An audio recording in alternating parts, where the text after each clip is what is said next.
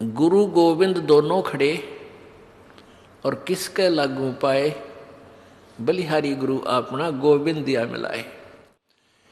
और कहते हैं कबीर हरि जय रूठ जा, तो गुरु की शरण जाए और कहे कबीर गुरु रूठ गया था ना, हर नहीं करे सहाय।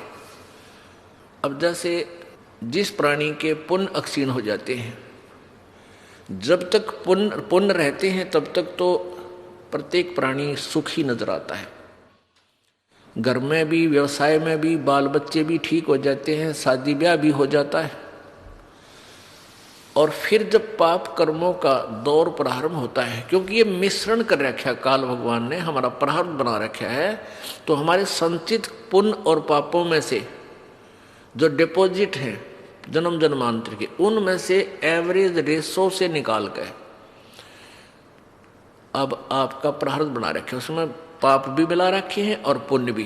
पुण्य से सुख होता जा रहा है, फिर पुण्य वाला बैटरी आपकी डिस्चार्ज होगी, वो खाता खत्म होया, अब पाप वाला शुरू हो गया, आपत्ति पर आपत्ति, आपत्ति पर आपत्ति आप पर प्रारंभ होगी।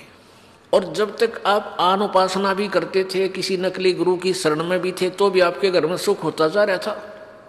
आप ये सोच रहे थे हमारे सतगुरु जी की दया से सब कुछ हो रहा है, और फिर उसी सतगुरु जी की शरण में रहते रहते सारी बिरान माटी होगी, फिर कहाँ गया वो सतगुरु जी।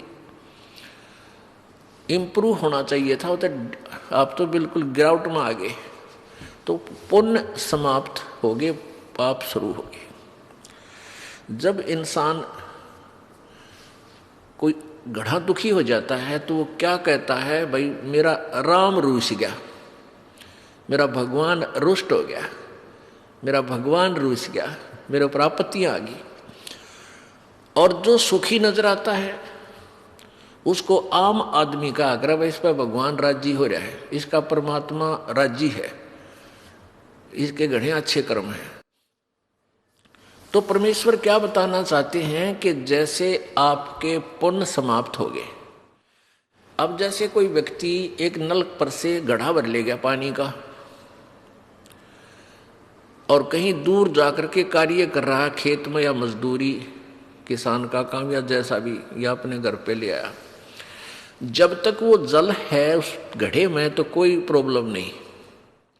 और जब घड़े का जल समाप्त हो जाता, समस्या आ जाती है और प्यासे मर जाते हैं, तो कहाँ जाते हैं, फिर हैंडपंप के पास जाते हैं और उसकी करके पूजा यानी सेवा करके हैंडपंप से फिर भर लेते हैं। तो यहाँ परमात्मा कहते हैं कि जैसे वो जल है वो तो मान लो भगवान, क्योंकि जल से प्यास बुझी, आनंद हुआ, सुख हुआ। और नल का समझ लो गुरु, क्योंकि गुरु बिना भगवान मिला को नहीं, ये नियम है। तो हैंडपंप ने तो गुरु मानो और मटके के जल को भगवान मान लो, वो आपके पुण्य है। तो आपके जब पुण्य समाप्त हो गए, आपके मटके का जल समाप्त हो गया, तो कहाँ जाओगे, हैंडपंप के पास जाओ, उसकी सेवा करो, मोमेंट दो उस हथली को और फिर भर ले आओ।